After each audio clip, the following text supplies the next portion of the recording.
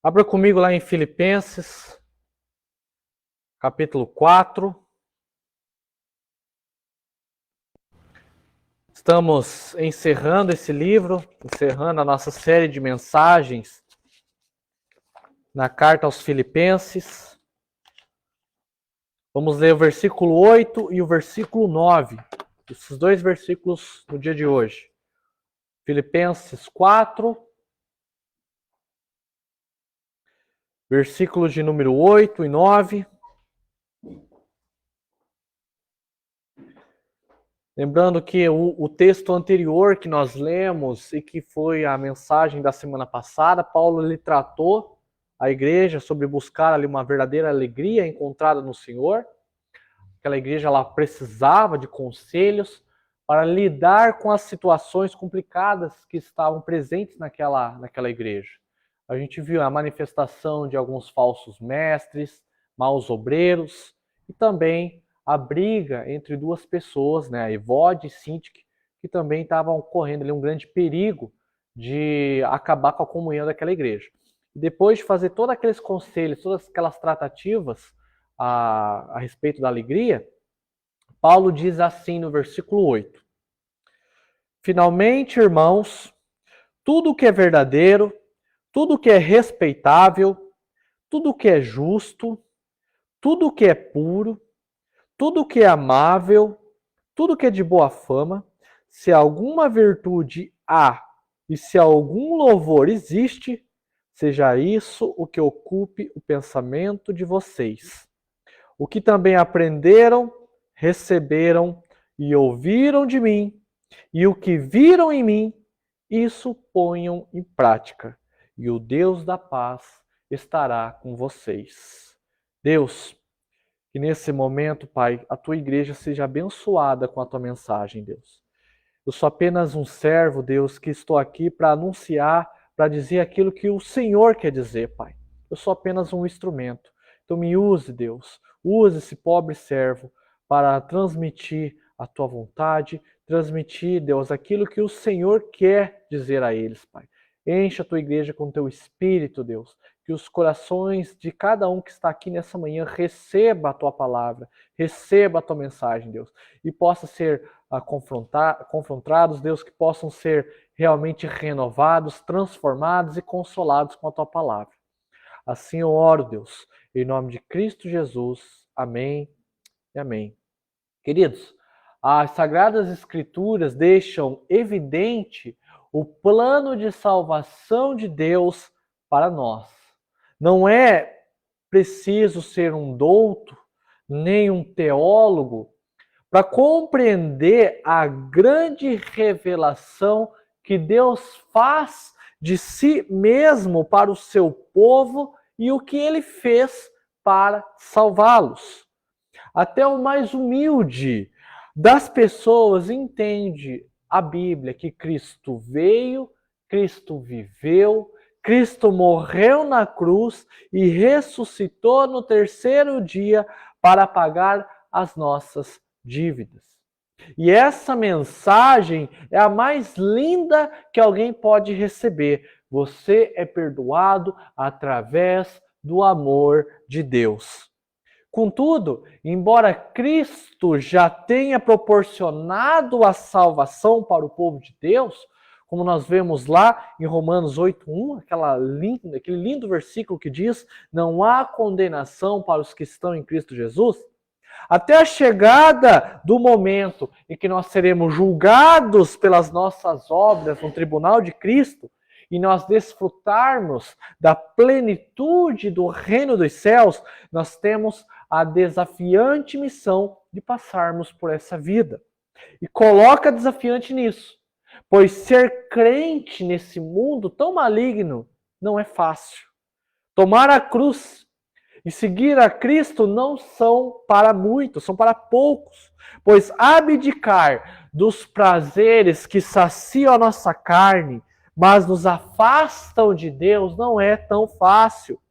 Lutarmos contra os nossos erros, lutar contra os nossos defeitos, lutar contra os nossos pecados e aguentar as consequências da queda, E aí a gente tem muito, né? Sofrimento, tristeza, injustiça, corrupção, e por aí vai. É muito difícil. Mas a Bíblia nos mostra que Cristo nos libertou da culpa do pecado. Mas infelizmente ainda temos a presença dele. E assim será até que Cristo venha. Exatamente. A nossa luta contra a presença do pecado é isso que nós devemos fazer com o que nós chamamos da santificação. É um processo de altos e baixos, totalmente dependente da graça e da misericórdia de Deus. Queridos, e sabendo desse processo de santificação que o crente deve ter, é que Paulo ele trabalha no coração dos cristãos que ele envia suas cartas, e dentre delas os filipenses. Aquela igreja não possuía um meio de santificação diferente das outras naquela época e também não é diferente da nossa hoje. Eles eram e lutariam com os seus pecados do mesmo modo que os coríntios, que os efésios, que os gálatas, os tessalonicenses e hoje nós do contorno sul. Todos pecadores que tentam se santificar. E por isso Paulo é enfático quanto ao ensinamento que ele quer passar para aquela igreja. Tomem cuidado com os seus pensamentos. Tomem cuidado com o que entra na mente de vocês. Cuidem da mente. Os filipenses estavam propensos a desenvolver pensamentos ruins que atrapalhariam na santificação deles. E do mesmo modo somos nós hoje. O ensinamento deles é diferente para nós? O que nós lemos aqui no versículo 8, no versículo 9, essa atenção que Paulo dá à verdadeira mente cristã, aquilo que deve estar preenchendo os nossos pensamentos, é diferente para os dias de hoje? Os mesmos problemas dos filipenses são os nossos. Como tem sido difícil desenvolver uma mente cristã em uma era como nós vivemos hoje em dia, com tanta informação que nós recebemos. A era digital veio para nos trazer, sim, uma comodidade, um conforto, entretenimento e uma tecnologia precisa. Mas, como o homem pecador não sabe lidar as coisas sabiamente que são oferecidas, o resultado é que a sociedade acabou utilizando desses instrumentos para novos vícios, novos meios de acabar com alguém. Hoje em dia a gente chama de cancelar. Está muito em voga hoje, né? A gente vai cancelar alguém na internet. Então as pessoas utilizaram da internet para cancelar, ou seja, para ignorar, para desprezar e diminuir uma outra pessoa e espalhar mentiras. Os tempos de hoje apresentam muitas armas que podem atrapalhar ou acabar com a santificação dos crentes e começar assim os maus pensamentos. E aí eu pergunto para você hoje, o que tem ocupado a sua mente? O que a sua mente consome? Eu trouxe até a pergunta aqui para nós, né? O que tem ocupado a sua mente? Eu quero que você vá analisando essas perguntas para mim. O que a sua mente consome te ajuda a ser um cristão melhor? Mais parecido com Cristo?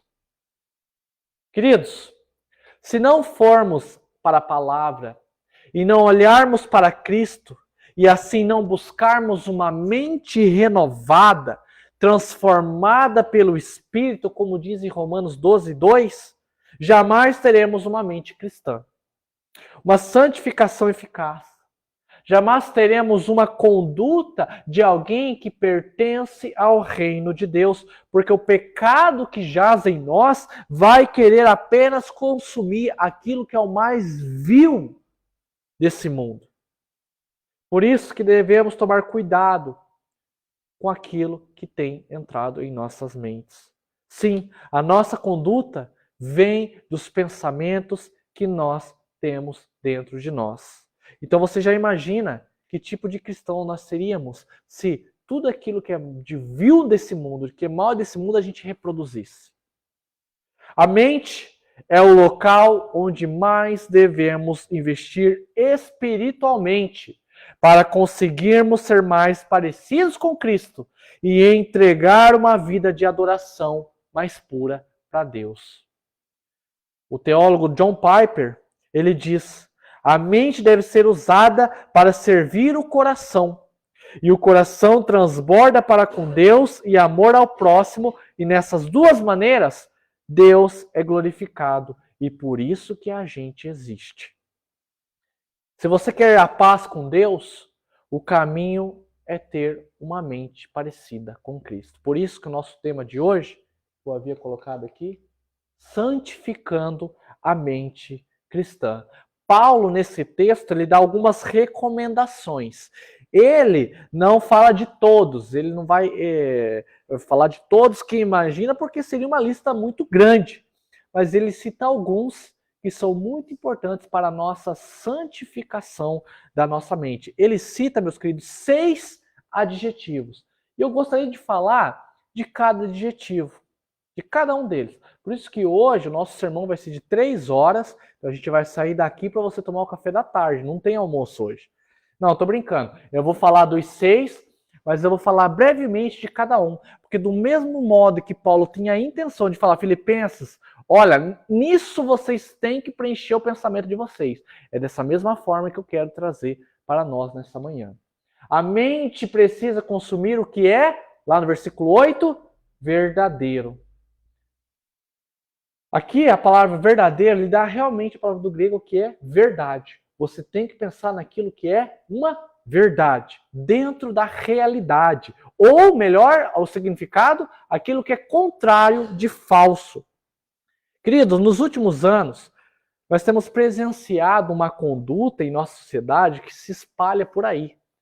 A chamada a fake news. Que nada mais é que uma notícia falsa, inventada com o objetivo de prejudicar alguém ou prejudicar algo. Devido à polarização que nós temos, a polarização política, isso tem sido muito evidente desde os anos anteriores às eleições de 2018. E o que mais me abismou é como tem cristãos que, primeiramente, acreditam tão facilmente nessa mentira, acredita tão facilmente em fake news, que qualquer coisa que chega já toma isso como verdade e ainda pior, espalha aquilo, passa para frente, aquilo que nem se deu o trabalho de pesquisar. Chega a notícia falsa, toma como verdade e ainda briga por causa disso. Quem ainda acaba caindo na inocência, a gente acaba dando uma relevada, né? Mas aqueles que sabem que é mentira e espalha, porque tem a intenção de alcançar os seus objetivos, não tem uma conduta cristã. Não tem nenhuma compreensão do que é ter uma mente que consome a verdade e espalha aquilo que é verdade. Meus queridos, a fake news é só um exemplo de que vivemos em um mundo de mentiras. Vivemos em um mundo que quer fazer com que a sua mente contenha o que é falso. Quando Paulo diz a respeito de uma mente verdadeira, é justamente para nos ensinar que não há lugar para mentira nos nossos pensamentos. Não há lugar para mentira. Não há lugar para hipocrisia em nossas vidas. Sei que a mentira é talvez um dos pecados aí mais praticados no dia a dia, e que em algumas ocasiões elas podem ocorrer aquilo que nós chamamos das mentiras justificáveis. Não estou dizendo que ela é legítima, apenas que ela tem uma razão para ser executada.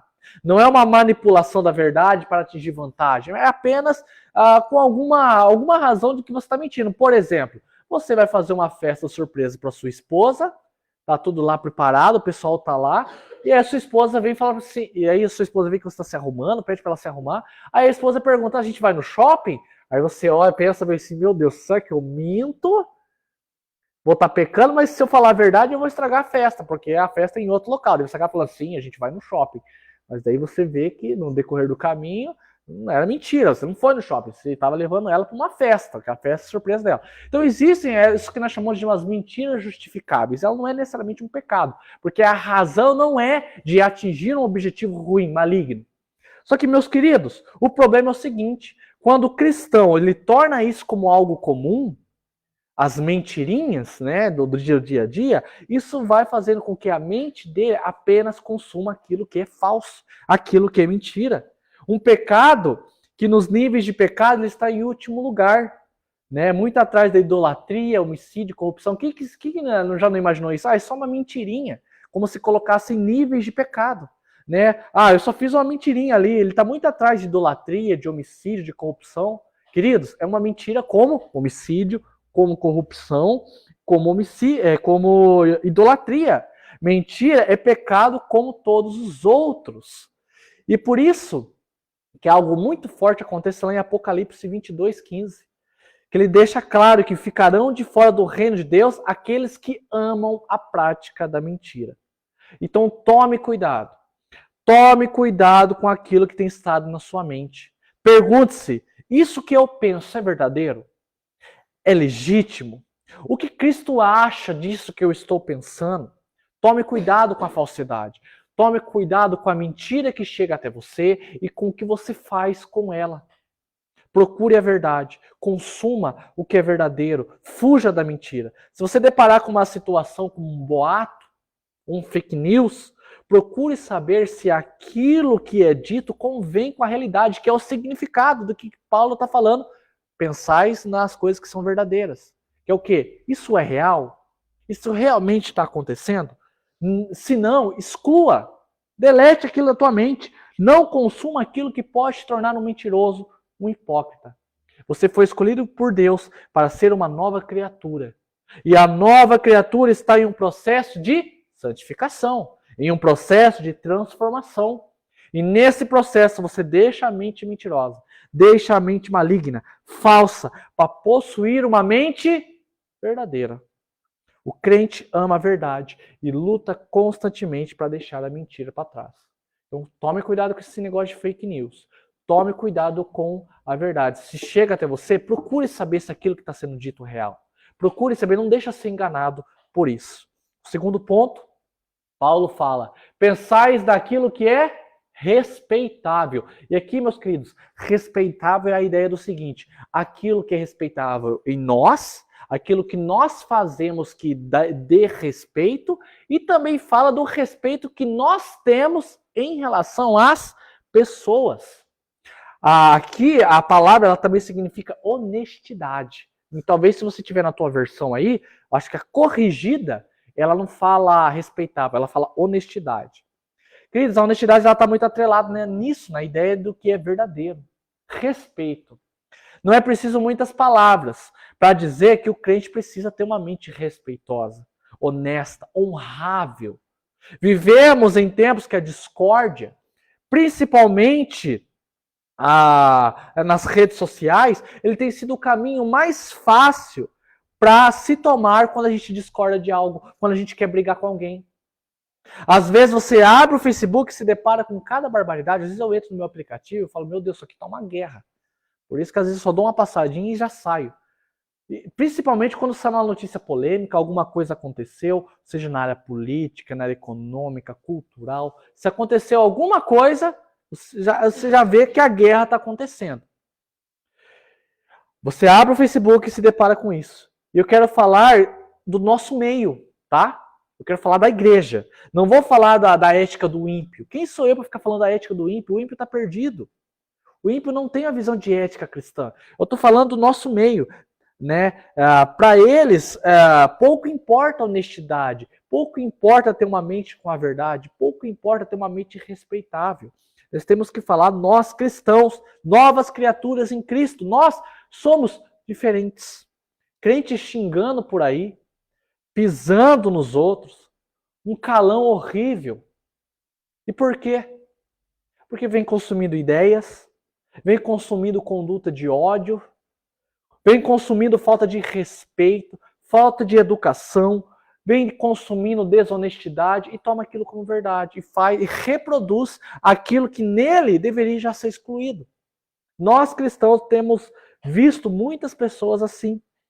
No seu dia a dia você vai encontrar pessoas que não pensam de modo respeitável, que faz piada com alguém de forma ofensiva, que diminui as outras pessoas, que pisa nas outras pessoas, que farão coisas desonestas logo ali do seu lado. E aí, o certo é o cristão não se conformar com isso. Não se conformar com aquilo que está acontecendo. Não achar que isso é correto e jamais tomar uma atitude assim. Pode parecer óbvio isso que eu estou falando. Muito óbvio, nada de novo. Mas eu duvido que aqui nesse local tenha alguém nessa vida que não tenha feito essas coisas ou semelhante a essas pelo menos uma vez na vida. Quero acreditar que você errou. Eu quero acreditar que você confessou, que você foi transformado e decidiu pensar diferente a partir da hora que você entendeu o Evangelho de Jesus Cristo. Quero acreditar nisso. Mas caso não tenha acontecido, tome cuidado. Tome cuidado com as coisas que entram na sua mente e tome cuidado com o modo respeitável que você tem feito. Cristo não nos chamou para pensar dessa forma, desrespeitável, mas nos chamou para agir de forma respeitosa. O Evangelho nos chama para pensar assim, em relação ao outro e em relação a nós mesmos. Como a gente tem se portado? Qual é a nossa reputação na frente das pessoas? A gente tem falado de qualquer jeito, cheio de palavrão, ter falado besteira. Às vezes eu vejo crente... Antigamente, eu trabalhava num escritório que tinha uma moça lá que ela tocava ainda na igreja. Tocava ainda na igreja, no louvor. E ela se portava de uma maneira, era 8 horas do trabalho falando besteira, falando palavrão, falando de palavras de baixo calão, falando de homem. Às vezes eu falava assim, gente, mas para a pessoa ímpia, para a pessoa que era desviada, que não era da igreja, ela se constrangia com aquela moça, enfim, com aquela pessoa, falava no local de trabalho. Isso é se portar de um modo respeitável? Isso é você respeitar a outra pessoa que está tendo que ouvir essas coisas? Queridos, como a NVI diz, cristão foi chamado para fazer tudo aquilo que é nobre. Respeitável aqui, na NVI está escrito, pense nas coisas que são nobres. Como podemos ter um coração adorador se nós não respeitamos ninguém, se nós não respeitamos nem a nós mesmos? Não respeitamos pessoas, nem leis, nem princípios. Cuidado com o que você consome. Cuidado com o que você assiste, com o que você lê, com o que possa levar a sua mente a ser uma pessoa totalmente sem nenhum padrão cristão. De um modo totalmente horrível. Tome cuidado com isso, com o que você consome. Se desrespeita alguém, se desrespeita a Cristo, se desrespeita a sua fé, talvez não seja válido para você. Se for desonroso para você ou desonroso para alguém, não é válido para você. Nós fomos chamados para ser honestos. Nós fomos chamados para ser íntegros nesse mundo de trevas. O terceiro adjetivo que ele usa, que é respeitável, verdadeiro, respeitável e justo. A ideia aqui é aquele que age corretamente. O grego, ele fala o quê? Do dever para com o homem e para com Deus. E como a nossa sociedade precisa de pessoas justas, não é mesmo? Se falar a respeito de justiça como retidão, fazer o que é certo, imagine como seria para mim e para você diferente se o mundo fosse justo. Uma sociedade que não pega atalhos, uma sociedade que não usa do jeitinho brasileiro, né, como é costumeiro nós usarmos dentro do nosso país, aquele jeitinho, aquele meio que a gente, que muitas vezes não é nem lícito, sabe? Mas a gente precisa alcançar os nossos fins, sabe? Às vezes, meus queridos, pessoas falando tanto do governo, e aqui eu falo do governo, não estou falando do governo de agora, Bolsonaro, mas estou falando do governo anterior, desde que teve a ideia de governo brasileiro. Às vezes a sociedade fala tanto desses governos, né, que são corruptos, que são indignos e tem que trocar mesmo, porque lá ninguém vale nada, mas no dia a dia se porta igual a eles, é corrupto igual a eles, age de modo desrespeitável igual a eles, é injusto igual a eles. Daí fala para mim, com que moral a gente tem para falar deles? Embora a gente sim critique, não estou falando que você tem que ter senso crítico. Você tem que criticar sim aquilo que eles fazem de errado. Mas, pelo amor de Deus, Então, se a gente está criticando algo, a gente tem que se portar de modo diferente. A gente não pode se portar no mesmo modo daquilo que a gente está criticando. Temos que ser diferentes. É frustrante o cristão cobrando justiça quando ele mesmo não tem. Quando ele mesmo não é. Adquire uma conduta que não condiz com as escrituras. Se corrompe no trabalho, se corrompe dentro de casa, tenta tomar vantagem, adquirir vantagem o máximo possível quando tem relação com a relação com as outras pessoas, nem que quebre lei, nem que quebre normas, nem que tenha que tomar alguns caminhos que nem sempre são honestos. Mas se fala daí, a pessoa até pensa, né? Ah, mas não vai fazer mal a ninguém, não é mesmo? Mas daí chega as consequências, às vezes, dos atos. E quando as consequências vêm, aí fica aquele chororô. Queridos, ser o mais íntegro possível, ser o mais justo possível, essa é a missão do crente. Nós temos um dever para com o homem, ou seja, para a relação ao nosso próximo, e também para com Deus. Ele olha todos os nossos passos, ele olha tudo. O pecado, às vezes, nos engana, ou tenta nos enganar, achando que Deus não está presenciando aquilo que nós estamos fazendo. Não, Deus, na hora que a gente está fazendo aquilo de errado, Deus ele está olhando para outro lado, assim, não está vendo o que a gente está fazendo. O pecado tenta proporcionar isso. E não, desde o que a gente acorda até a hora da gente dormir, aliás, até mesmo quando a gente está dormindo, Deus está vendo o que nós estamos fazendo. Por isso, alimente a sua mente com aquilo que é justo, com aquilo que é íntegro, com aquilo que é honesto. Se tem entrado na sua casa, na sua família, ensinamentos errados, maus costumes dessa sociedade, e você vendo, acha que não tem mal algum, mas talvez um pouquinho, mesmo assim, retire isso imediatamente da sua casa, retire isso imediatamente da sua família, retire imediatamente isso da sua mente. Mesmo que seja apenas um negocinho só desonesto, é injusto. Não é a vontade de Deus. Por isso que Paulo está falando isso. Pensem, produzem aquilo na mente de vocês somente naquilo que é justo. Não alimente aquilo que pode fazer um desonesto. Não alimente aquilo que pode fazer corrupto. Quarto, ele fala sobre pureza. O grego, ele indica aquilo que não tem mancha nenhuma. A ideia de puro. Aquilo que é limpo. E é aqui que eu quero dispor mais orientações sobre o consumo. Queridos, como há inúmeras ferramentas que estão destruindo a pureza dos cristãos. A internet hoje, ela é praticamente essencial para as nossas vidas. Né? Foi uma das maiores invenções que já passou por esse mundo. Mas, ao mesmo tempo, foi a maior invenção para a perdição do homem. Queridos, hoje você entra em redes sociais e o tanto de conteúdo que você se depara de quase nudez, danças sensuais, piada de cunho sexual, roupas vulgares. E aqui eu não estou falando só em relação a mulheres, não. Tem muito homem que perdeu as estribeiras e é totalmente vulgar.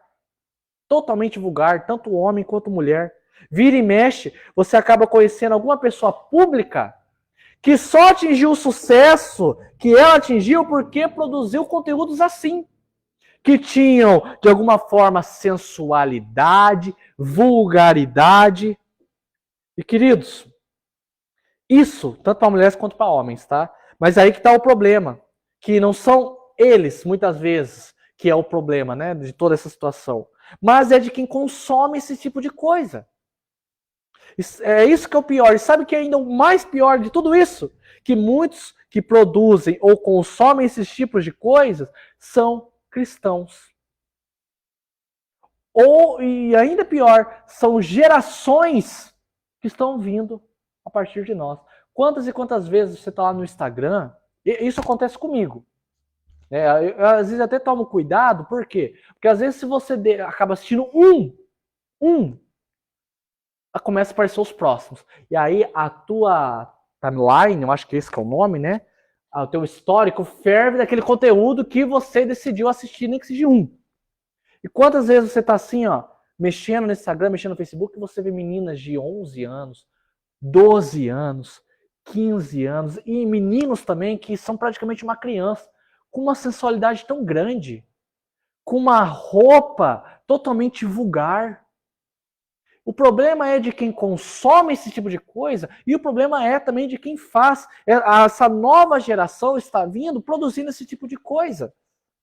Você vê meninas muito novas se expondo daquela forma e meninos também. E esses canais proporcionam que você veja esse tipo de coisa. Um vai puxando o outro. Se você vê lá uma menina fazendo aquelas dancinhas de TikTok com aquela roupa totalmente vulgar, dito e feito, os 3 próximos vídeos que vai aparecer vai ser o mesmo. Se você acaba vendo um negócio de futebol, vai ver outro de futebol, você vai ver que a partir dali, o seu histórico vai ser só de futebol. Então se você vê um conteúdo, o Instagram, Facebook, TikTok, seja o aplicativo que for, ele vai, a gente chama isso acho que de logaritmo, né? Algoritmo.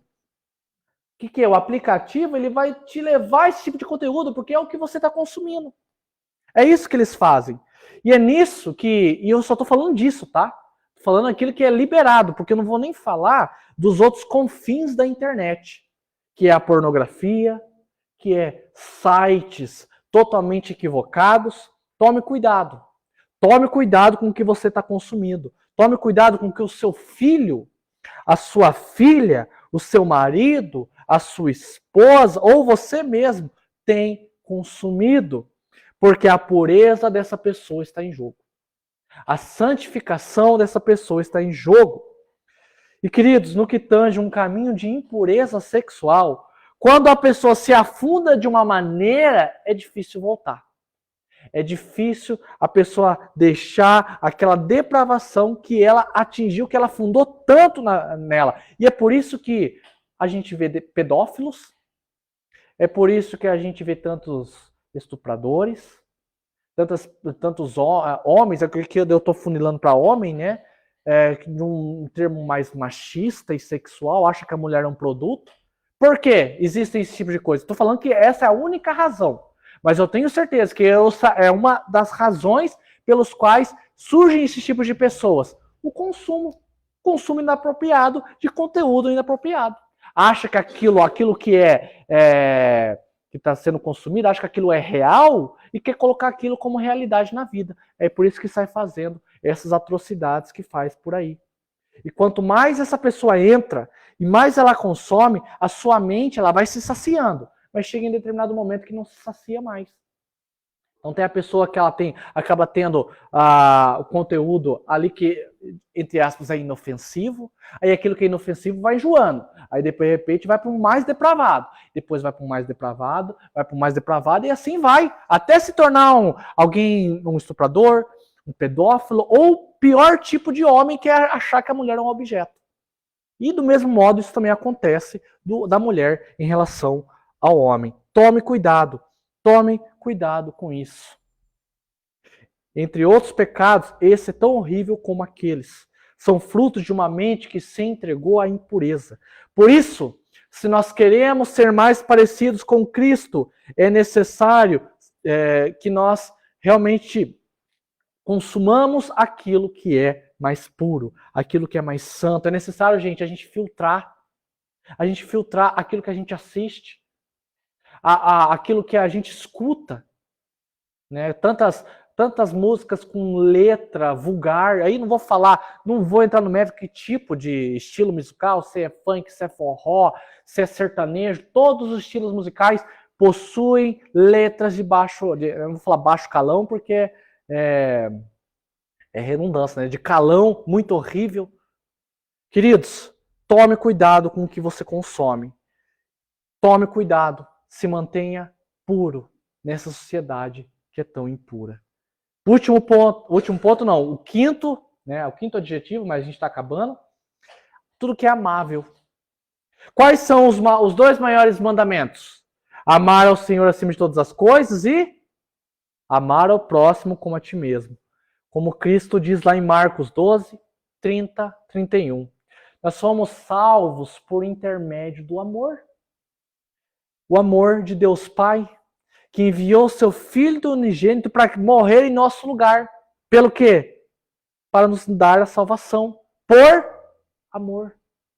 As Escrituras evidenciam o amor divino para justamente nos constranger e, a partir disso, fazer o mesmo pelos outros. As pessoas não têm sofrido só por causa da falta da verdade, por causa da falta do respeito, por causa da injustiça ou por causa da impureza, mas a sociedade tem sofrido por causa da falta de amor. Queridos, eu e você fomos chamados para amar o próximo. Para amar a Deus acima de todas as coisas, mas para amar o próximo. Ver as outras pessoas de outra maneira. Ter empatia. Quando Paulo fala assim, olha, que aquilo que é amável, que realmente esteja no seu pensamento. Então, por que muitas vezes os cristãos, o crente, ele tem consumido algo que só compartilha ódio?